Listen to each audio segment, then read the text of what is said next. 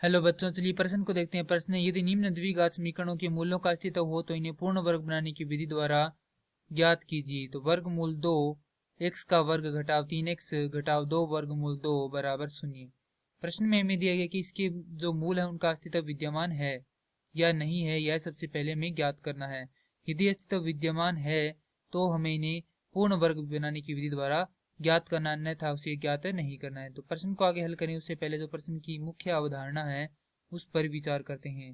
तो इस प्रश्न के लिए जो मुख्य अवधारणा है वह हो जाएगी द्विघात समीकरण।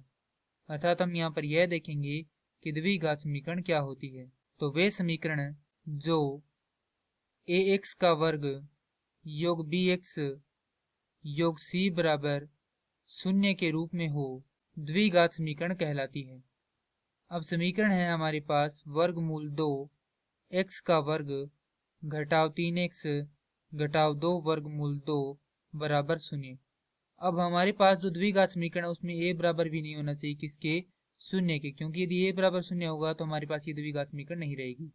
अब यहाँ पर यदि इस समीकरण की समीकरण से तुलना करते हैं तो हमारे पास a का मान आता है वर्गमूल 2, b का मान आता है ऋणात्मक 3 और c का मान आता है ऋणात्मक 2 वर्गमूल 2।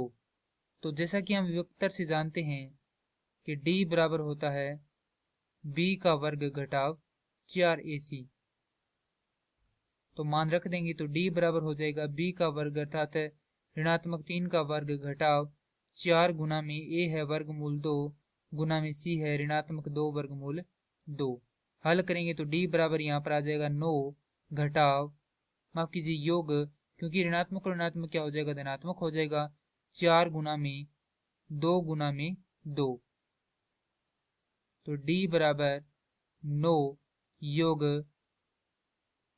16, तो d का मान आ जाएगा 25। अब समीकरण है हमारे पास वर्गमूल 2 x का वर्ग घटाव 3x घटाव 2 वर्गमूल 2 बराबर 0।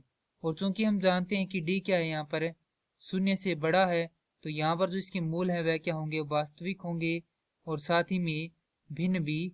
अतः यहाँ पर मूलों का अस्तित्व है, तो इसे क्या करेंगे, हम पूर्ण वर्ग विधि द्वारा हल करेंगे। पूर्ण वर्ग विधि में सबसे पहले हम क्या करते हैं, जो x के वर्ग के साथ संख्या है उसका पूर्ण समीकरण में भाग लगाते हैं।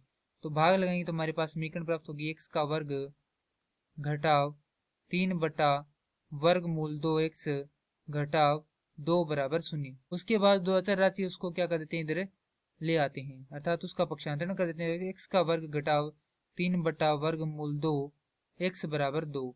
अब हम जो x का गुणांक है उसका आधा करके दोनों तरफ जोड़ देते हैं। तो x का वर्ग घटाव 3 बटा वर्गमूल 2 x योग 3 बटा 2 वर्गमूल 2 का वर्ग बराबर 2 योग 3 बटा 2 वर्गमूल 2 का वर्ग।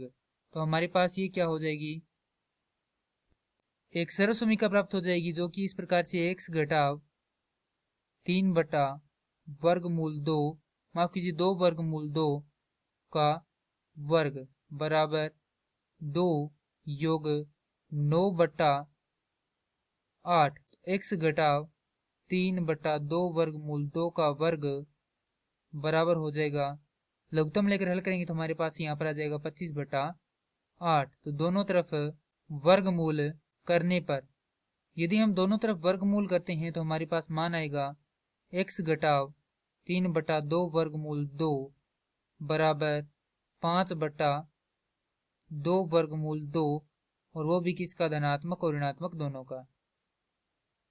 तो हल करेंगे तो हमारे पास यहाँ पर आएगा x बराबर धनात्मक ऋणात्मक 5 बटा 2 वर्गमूल 2 योग 3 बटा 2 वर्गमूल।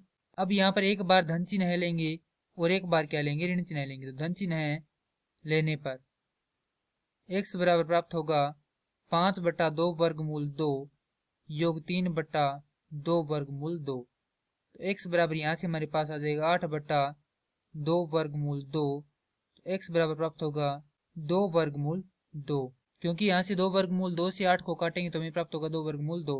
अब यहाँ पर क्या लेंगे हम, ऋण चिन्ह लेने पर, यदि हम ऋण चिन्ह लेते हैं तो हमारे पास प्राप्त होगा x बराबर ऋणात्मक 5/2 वर्गमूल 2 योग 3/2 वर्गमूल 2।